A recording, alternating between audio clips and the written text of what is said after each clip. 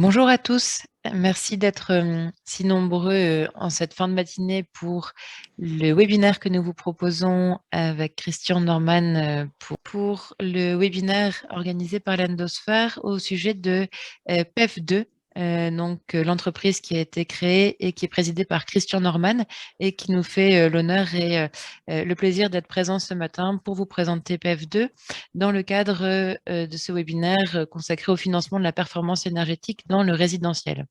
C'est un sujet qui est d'actualité, évidemment, dans le contexte actuel de crise énergétique et puis d'hiver qui se profile avec des annonces parfois un peu inquiétantes sur d'éventuelles coupures et surtout le souhait de plus en plus partagé de vouloir procéder à des travaux de rénovation énergétique afin de diminuer sa facture et de contribuer à réduire l'empreinte carbone du chauffage et de l'empreinte de sa maison.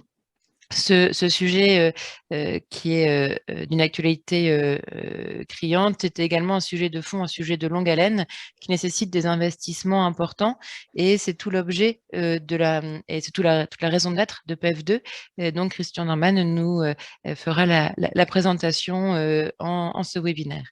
C'est un marché également qui est en pleine croissance et que nous sommes fiers d'accompagner via l'Endosphère grâce à vos investissements en financement participatif par la campagne qui est en cours aujourd'hui et nous reviendrons sur les modalités de cette opération de financement participatif.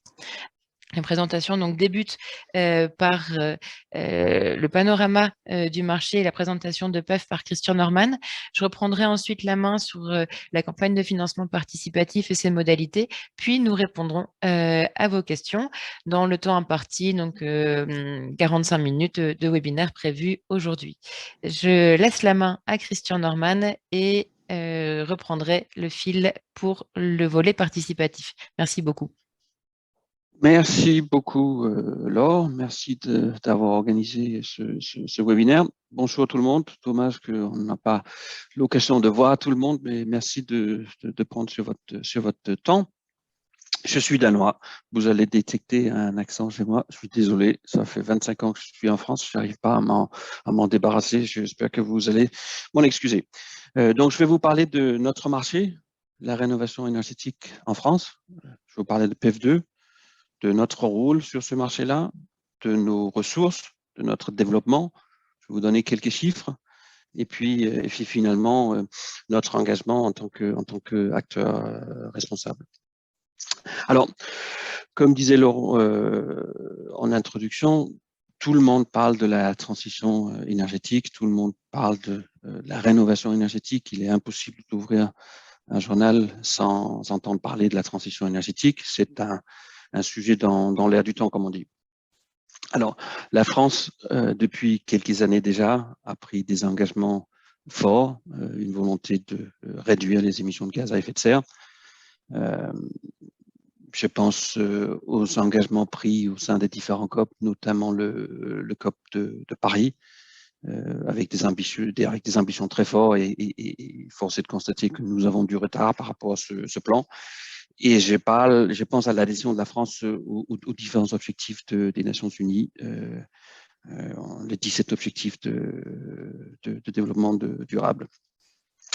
En plus de cet engagement, cette volonté de réduire les émissions de gaz à effet de serre, le gouvernement français a aussi un volet social, notamment depuis le Covid, où on souhaite aider les différentes familles en situation de précarité énergétique à sortir de cette situation, de cette difficulté, réduire les effets, les émissions de gaz à effet de serre premièrement, leur budget bien évidemment, et puis finalement leur confort. La guerre en Ukraine, l'explosion des prix de l'énergie, sont que des accélérateurs de ce trend de fond et fait que la transition énergétique est probablement un des sujets les plus en vogue du moment. En France, on parle de 7 millions de passoires énergétiques ou thermiques.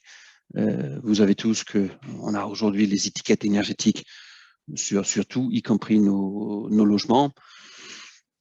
On estime que ça coûte en moyenne 35 000 euros de sortir un logement de ces classes F et G.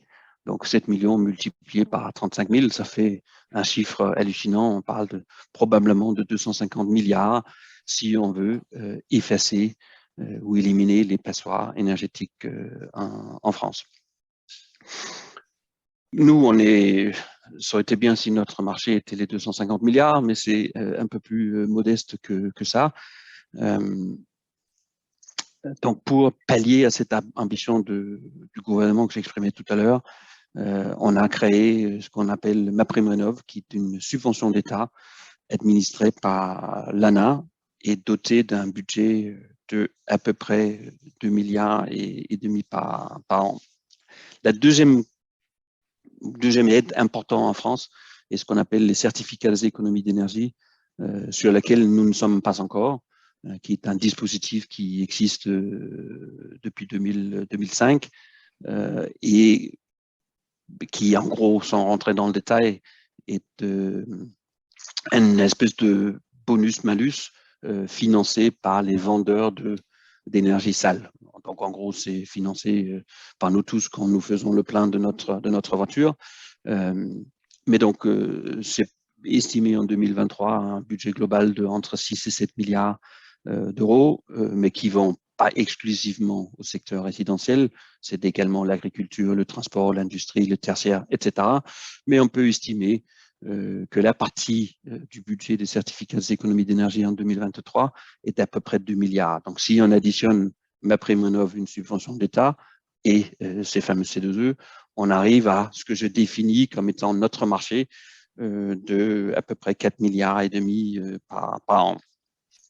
On a fait en 2022 un petit peu plus que 20 millions, donc il y a de quoi grignoter quelque part de marché. Alors, là, on arrive un peu dans le dur, si je peux dire. Quel est notre rôle? Qu'est-ce qu'on fait chez PF2? Alors, on fait du conseil et on est là pour financer. Notre rôle, c'est d'injecter du cash dans le circuit pour démocratiser, pour accélérer, permettre que les finances ne soient pas un frein pour ces typiquement familles avec des revenus modestes de réaliser ces différents travaux et bénéficier de ces aides.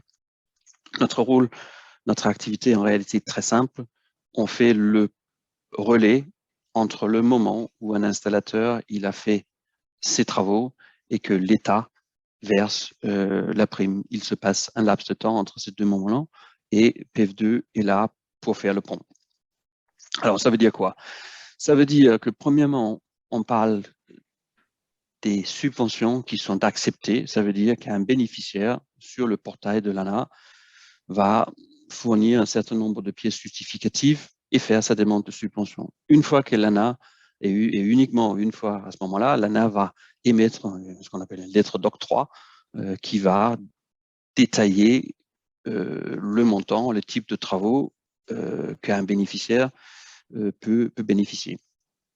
Un installateur, et on parle des RGE reconnus garants pour l'environnement, donc avec un certain nombre de qualifications, et c'est important de parler de sélection de nos installateurs parce que il faut effectivement s'assurer avec qui nous travaillons. Donc, nous avons mis en place un travail de consolidation important il y a 1 an où nous avons renforcé et modifié notre process de sélection de ces installateurs. Bon, on revient. L'installateur, il va faire ses travaux, émettre sa facture. Il va prendre un certain nombre de photos qui sont horodatées et géolocalisées. Il va les uploader sur notre plateforme. Ces différentes informations vont arriver à notre équipe d'instruction et de contrôle. On va vérifier l'exactitude de ces différents éléments, le respect des normes en vigueur. On va appeler les bénéficiaires pour prendre des notes de qualité et dans certains cas, on va envoyer des bureaux de contrôle, faire des contrôles in situ si nous avons des éventuels doutes. Basé sur ces éléments-là, nous allons faire l'avance de la prime aux installateurs. Et ça se passe dans un délai en moyenne entre 6 et 10 jours ouvrés, entre le moment où l'installateur a terminé ses travaux, téléversé et les pièces ont pu être validées sur notre plateforme. Donc, c'est la garantie pour l'installateur de payer rapidement sous réserve d'avoir respecté notre process. Et puis, au même moment, on fait ce qu'on appelle une demande de solde sur la plateforme de l'ANA. En gros, on dit à l'ANA, ce dossier-là, il a été réalisé, il a été contrôlé et on leur demande de nous payer nous. Et X temps après, donc c'est la signature de la France, on y est payé par l'ANA.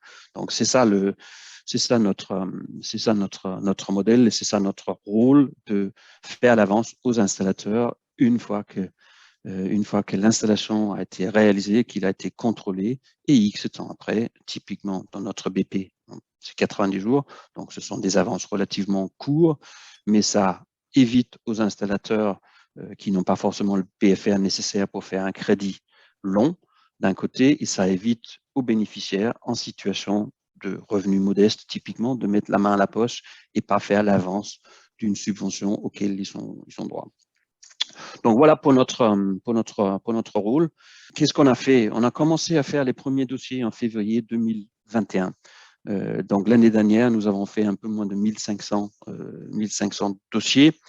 Nous sommes arrivés dans une situation en fin 2021 où on a dit OK, on va lever le pied pendant un petit moment. On veut consolider nos process, notamment nos critères de sélection au suivi de nos installateurs. Et on veut renforcer nos contrôles. Et c'est à ce moment-là qu'on a mis en place une cellule de contrôle de qualité et on suit de très proche les notes de qualité chez les bénéficiaires de MaPrimeRénov'. On a repris le chemin de la croissance et puis en 2022, nous allons réaliser un petit peu plus que 3000 dossiers. On constate que le dossier moyen progresse un petit peu. 3000 dossiers, ça veut dire un petit peu plus que 30 000 documents téléversés sur notre plateforme, traités, validés par nos équipes. Est-ce que 30 000 est beaucoup ou pas beaucoup? C'est en tous les cas quelque chose qui nécessite une plateforme informatique performante, des process et une structure qui est aujourd'hui sur ces 4500 dossiers traités depuis maintenant bientôt 2 ans. À ce stade, nous n'avons eu aucun impayé. Donc, je pars du principe que de ce point de vue-là, nous avons un proof of concept. Donc, si on regarde à ce que ça veut dire que nous avons financé un petit peu plus que 20 millions d'euros de primes cette année. Et comme vous pouvez le constater, nous avons des ambitions fortes pour faire x3, x4 en 2023. Ça, nous pouvons faire cela. Bon, si on s'arrête 2 secondes sur les données comptables, là, vous avez sur le site de l'Endesphère de présentation de notre projet, vous avez les chiffres de 2021. En 2022, nous n'allons pas tout à fait doubler notre chiffre d'affaires, mais pas loin. L'EBITDA progresse de fois et demi et la même chose pour le résultat net. Et si on regarde un peu nos perspectives là, pour l'année prochaine, c'est le slide qui suit. Ben, là, vous avez compris que nous, ce que nous facturons des commissions qui est un pourcentage du montant de la prime que nous finançons. Et nous facturons des frais de dossier pour le traitement administratif d'un dossier. Donc, je disais à peu près 3 millions d'euros de chiffre d'affaires aujourd'hui et pour l'année à venir. Et c'est la raison pour laquelle on vous sollicite, parce que nous, nos besoins de PFR, c'est pas tellement pour le recrutement, c'est pas tellement pour les frais fixes de la structure, ce sont des moyens pour continuer à avancer ces primes MaPrimeRénov' aux installateurs. Alors, quelle est l'équipe que nous avons mis en place? Nous sommes une petite équipe, comme vous pouvez le constater. Nous sommes 12 collaborateurs aujourd'hui, organisés en 3 pôles pour faire simple. Moi, mon rôle, avant tout, c'est de développer le business. Donc, je fais ça avec 2 personnes au service commercial qui s'occupent principalement des partenariats.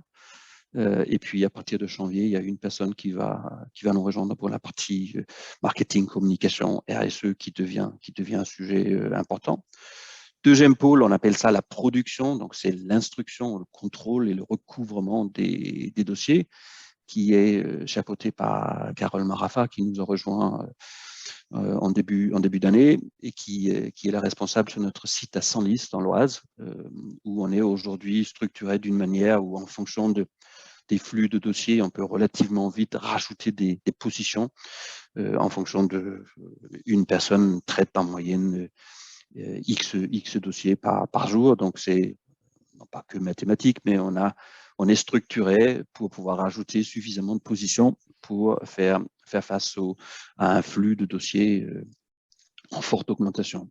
Troisième pôle, c'est la partie admin et finance. Dans notre métier, comme dans tout métier, c'est important. Donc, nous avons décidé de recruter un responsable administratif et financier. Donc, c'est en cours de recrutement. Pour l'instant, il ou elle n'est pas encore là. L'équipe est aujourd'hui constituée de 3 personnes, une aide comptable, une personne qui fait, quand on parle de dépôt, ça veut dire la validation finale du virement à l'installateur, et conjointement la demande de solde auprès de l'ANA. Donc, ça peut être, c'est un sujet bien évidemment clé. C'est le pivot chez nous. Et puis finalement, la partie contrôle, gestion, c'est tout ce qui est émission, ce qu'on parle d'avis d'avance, de facturation, etc. Voilà pour l'équipe. Et puis finalement, je vais vous parler en 2 minutes de nos engagements. Et c'est vraiment pas des engagements de greenwashing. On veut vraiment le faire parce que ça représente nos valeurs. Donc, nous avons pris conscience que vraiment cette volonté de dire, OK, PF2 veut devenir un acteur neutre. Après, pour une petite société, c'est pas non plus ce qui est le plus compliqué. Donc, nous avons signé avec Greenly, qui est un faiseur de bilan carbone, et nous allons, basé sur notre bilan 2022, nous allons faire un premier bilan carbone. Nous allons évaluer nos fournisseurs, et en fonction de ces retours-là, nous allons mettre en place un plan d'action pour à la fois réduire nos émissions dans la mesure du possible, et puis la partie que nous ne pouvons pas éliminer, nous allons le offsetter, comme on dit, pour atteindre un objectif de neutralité carbone en 2024. Voilà pour moi. Laure, si vous voulez continuer, j'espère que ça a été clair pour tout le monde. Merci beaucoup, Christian. C'était très clair et il y a déjà quelques questions que nous prendrons donc à l'issue de la présentation.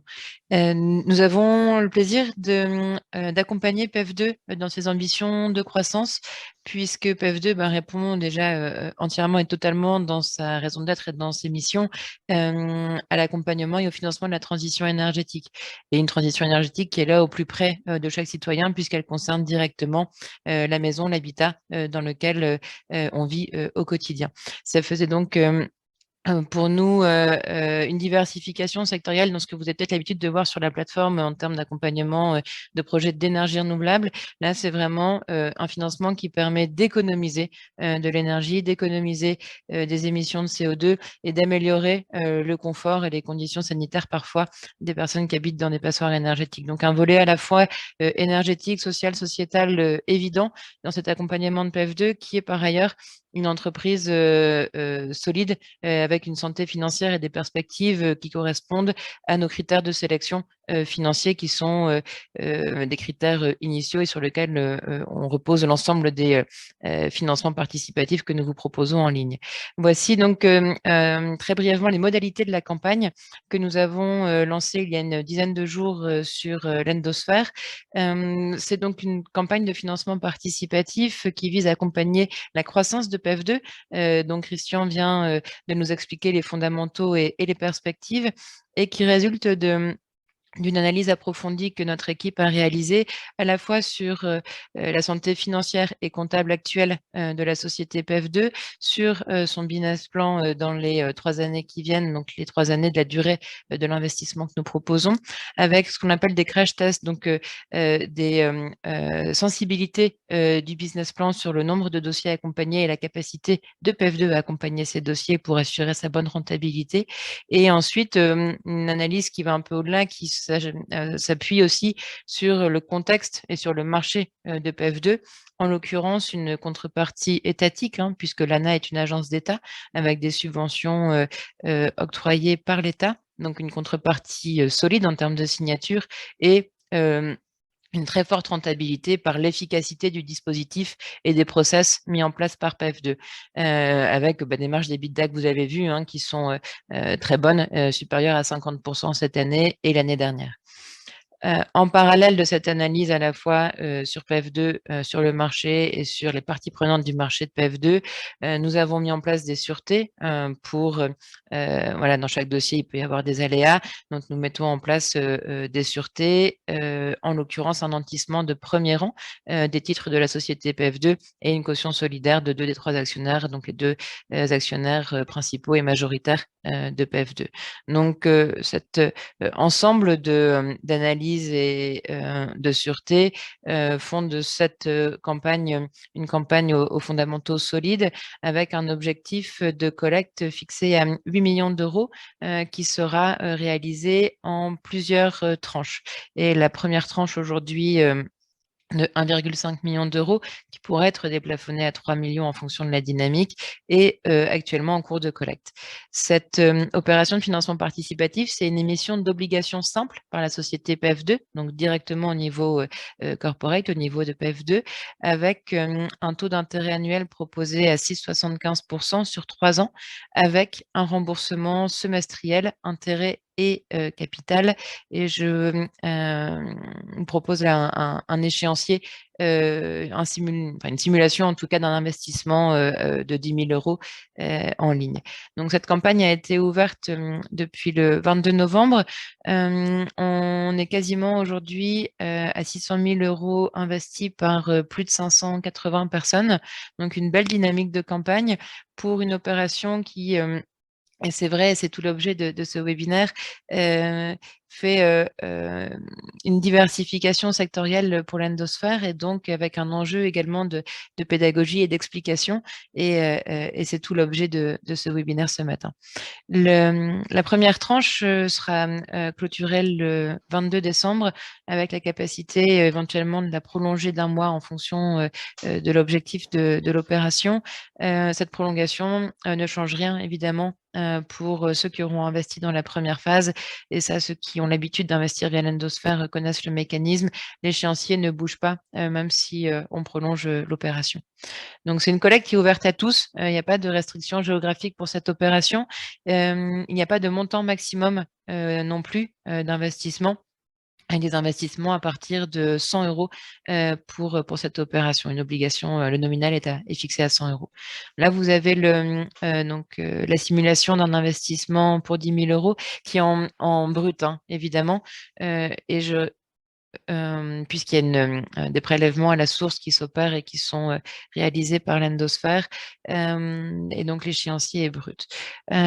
Pour ceux qui ne nous connaîtraient pas, je reviens excessivement rapidement sur l'endosphère, dont la vocation est de financer la transition énergétique et de permettre surtout aux particuliers, aux citoyens, de financer directement cette transition énergétique avec un enjeu de compréhension et de partage des retombées financières de ces investissements réalisés dans la transition énergétique. Puisque cette transition, ce sont des investissements importants à réaliser, mais ce sont bien des investissements avec un retour. Et la raison d'être de l'endosphère, c'est que ces retours puissent bénéficier à l'ensemble des citoyens qui souhaitent décarboner leur placement et donner du sens à leurs investissements. Donc aujourd'hui, un peu plus de 170 millions d'euros qui ont été investis via la plateforme sur 400 projets.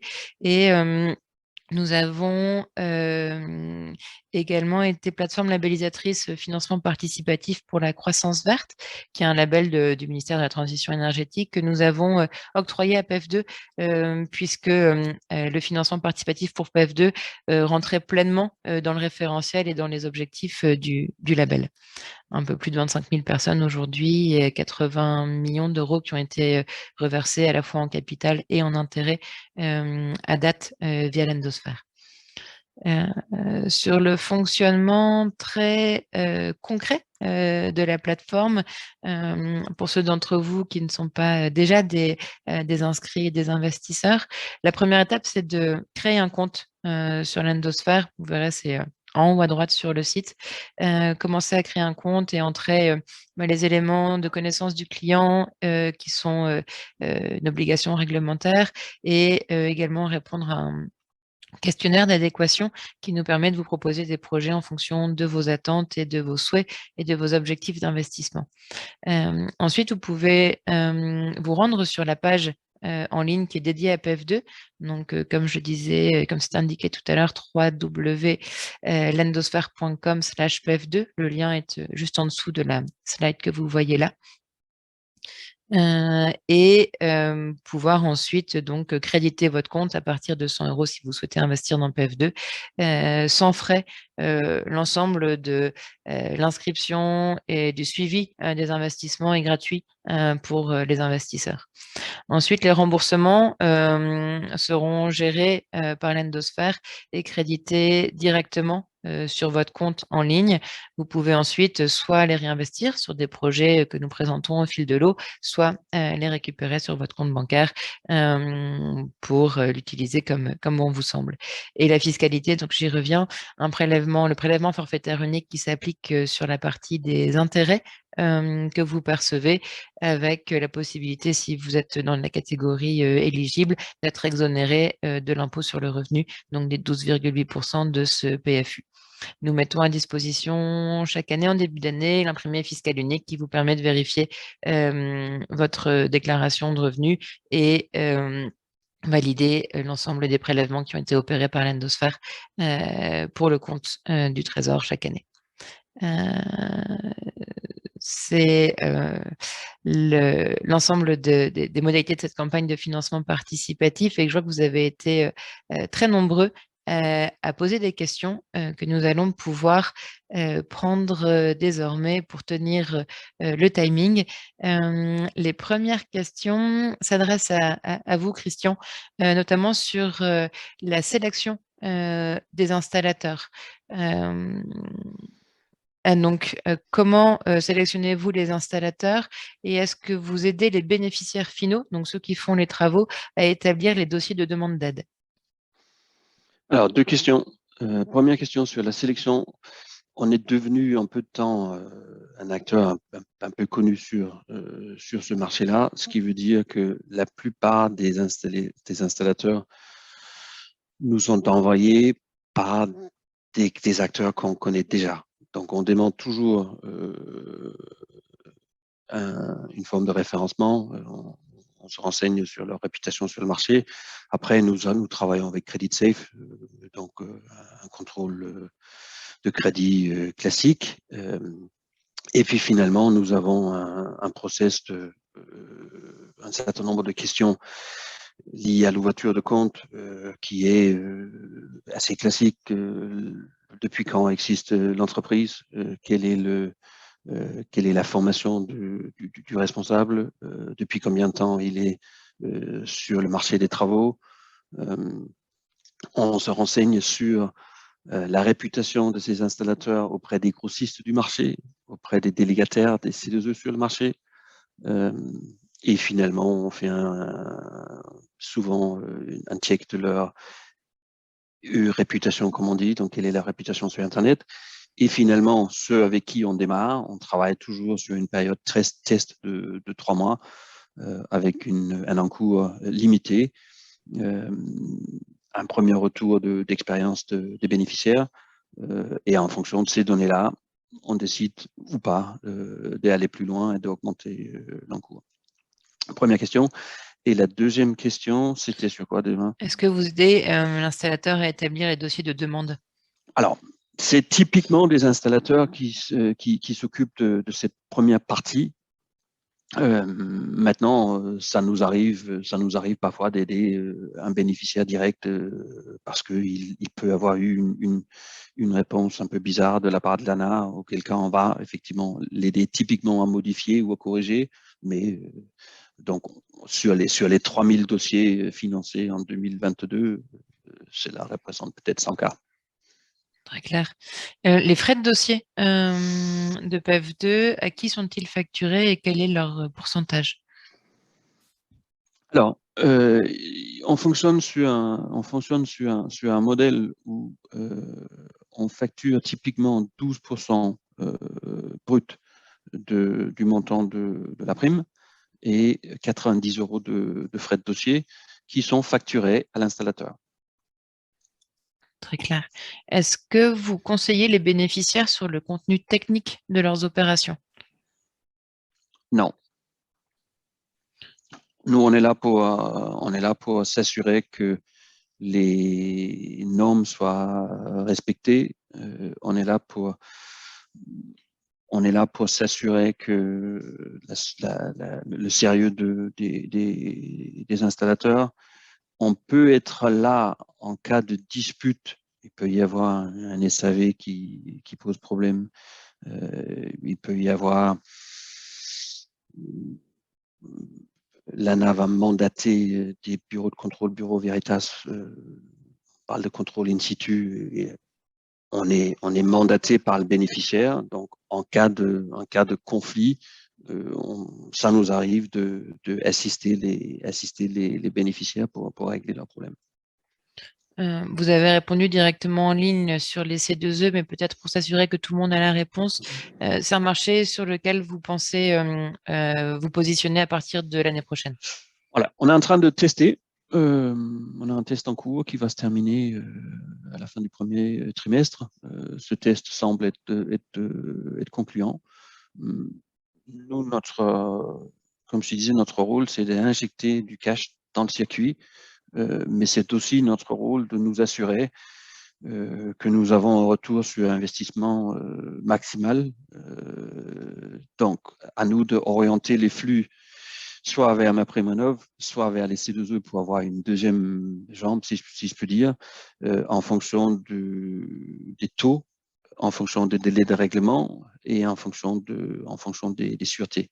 Sur le marché des C2E, la signature n'est pas de l'État, c'est des délégataires ou des pollueurs. Bon, après, la signature de Total, c'est une bonne signature également, mais c'est avant tout une volonté de se diversifier et de pouvoir marcher sur deux jambes, si je peux dire. Donc, ça vient en 2023. Alors, qui sont les deux actionnaires qui sont caution? Là, sur ce volet-là, on n'a pas remis l'organigramme de PEF2 dans la présentation puisqu'il est présenté en ligne directement sur la page de projet. Les deux actionnaires principaux, Christian, si vous voulez répondre à cette question.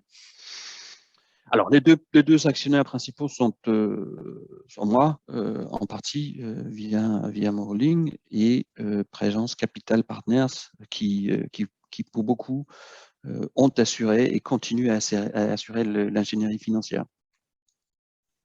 Donc, deux actionnaires qui apportent une caution solidaire sur cet investissement en plus du nantissement. Donc, c'est vraiment une double sûreté importante sur ce financement.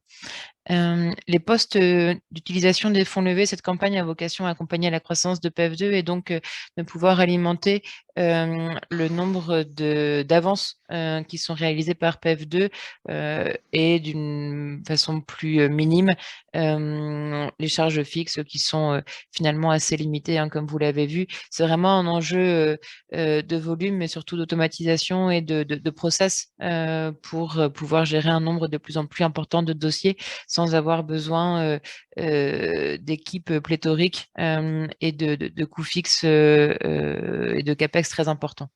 Mais Christian, je vous laisse compléter. Je ne l'ai peut-être pas dit tout à l'heure, mais quand on regarde, pour pouvoir faire x3 ou quelque chose comme ça, aujourd'hui, on est 12 collaborateurs. On va pas plus que doubler au maximum le nombre de collaborateurs pour la fin de l'année. C'est avant tout une plateforme informatique et de rajouter des positions sur la partie instruction, contrôle et recouvrement. Alors, est-ce que l'avance faite en payant l'installateur est construite comme un prêt au bénéficiaire? Non. En fait, c'est l'installateur qui facture les bénéficiaires des travaux finalement. Donc, on va trouver une facture classique et en bas de facture, on va trouver une déduction de MaPrimeRénov'. Je me permets parce qu'il y a une question qui avoisine ça. Il y a une question de la reste à charge. Oui. En fait, sur une facture d'un installateur à un bénéficiaire, on va effectivement avoir 3 sources de financement, si je peux dire. MaPrimeRénov', les C2E, et il peut éventuellement avoir une partie reste à charge. Nous n'intervenons pas sur la partie reste à charge aujourd'hui. C'est une affaire entre l'installateur et le bénéficiaire. Parmi des projets éventuels qu'on pouvait imaginer, mais qu'on n'a pas la surface d'assurer en 2023, on pouvait imaginer de monter des partenariats avec des banques pour trouver une solution pour couvrir cette partie, proposer une solution pour la partie reste à charge. C'est quelque chose qui peut être un plus. Ce n'est pas quelque chose sur laquelle on va pouvoir générer des revenus importants parce qu'on n'est pas une banque et on n'a pas vocation à devenir une banque et on sera en concurrence frontale avec les ZLM et autres. Et ce n'est pas notre métier. Sur l'investissement possible via un PEA-PME, alors oui, PEF2 fait partie rentre dans les critères d'éligibilité avec un montant minimum de 10 000 € d'investissement. Enfin, peut-être revenir sur les partenaires et leur rôle. C'est une des dernières questions que nous avons avant de tous vous remercier. Excuse-moi, alors quelle était la question? Qui sont vos partenaires et leur rôle? Pour revenir sur le rôle des partenaires qui sont effectivement importants dans l'écosystème PEF2. Alors, d'un point de vue financier, je vois il y a des questions qui tournent autour des banques. Notre banque principale, c'est la CIC. Et est-ce qu'on a consulté, je pense qu'il y a une question qui est liée à quelqu'un qui répondit sur la question de la partie reste à charge. Nous connaissons un certain nombre d'acteurs avec qui j'ai traité avant. Aujourd'hui, nous n'avons pas de projet en cours pour monter un partenariat autour des restes à charge. Maintenant, si la personne qui pose la question a une solution géniale à nous proposer, on en parle avec grand plaisir. Non, après sur la typologie de nos partenaires, nos installateurs, ce sont des différents entreprises qui font ce type de travaux. Les travaux, c'est des travaux de chauffage. On va parler de chaudière granulée, on va parler de poêle à granulés, on va parler de beaucoup de pompes à chaleur. Ce sont des travaux d'isolation, ce sont des travaux de ventilation et ça peut être aussi lié au solaire. On voit beaucoup de dossiers maintenant de ce qu'on appelle le solaire combiné. On finance pas mal de chauffe-eau solaire individuels. En réalité, les premiers objets que nous avons financés sont des solaires, des chauffe-eau solaires individuels. Et puis, le marché s'oriente de plus en plus vers ce qu'on appelle la rénovation globale. Et c'est pour ça que le ticket moyen, si je peux dire, ou le dossier moyen, la somme augmente et va continuer à augmenter en 2023. Il y a une dernière question que nous prenons pour terminer dans les temps sur le taux qui est proposé donc de 6,75%, le taux d'intérêt annuel, alors qui n'est pas garanti. Il n'y a pas de mécanisme de garantie à proprement parler. Et le risque que vous prenez, c'est donc le défaut de PF2 sur lequel on a un nantissement donc des titres en cas de problématique. Donc, il y a un engagement contractuel à 6,75% donc en taux d'intérêt annuel sur 3 ans. C'est un remboursement qu'on a structuré de façon amortissable et qui correspond bien à la capacité à PF2 de rembourser sur 3 ans avec donc cet échéancier prévisionnel qui est présenté ici pour un montant c'est un exemple pour 10 000 € investis. Donc, un taux d'intérêt contractuel sur 3 ans avec un remboursement du capital amortissable de façon semestrielle. Il est bientôt 12h45, l'heure de la fin de ce webinaire. C'est l'heure de vous libérer. Je vous remercie beaucoup pour votre présence nombreuse. C'est un de nos records en termes de participation pour un webinaire. Signe de tout l'intérêt de ce secteur et de cette campagne de financement participatif. C'était un plaisir de répondre à vos questions. Et peut-être une toute dernière pour la route, c'est vrai que c'est intéressant. Qui est PEF1 si vous vous appelez PEF2? Oui, c'est une très bonne question. Et je suis surpris je reconnais que nous avons un nom un peu bizarre. Il y a effectivement un PEF1. Un PEF1, c'est donc une entreprise purement financière qui porte quelques contrats de performance énergétique. Merci beaucoup, Christian Norman. Merci à tous. Et nous restons disponibles par mail et par téléphone pour vos éventuelles questions pour approfondir ce sujet passionnant de la rénovation énergétique. Merci à tous. Merci Laure.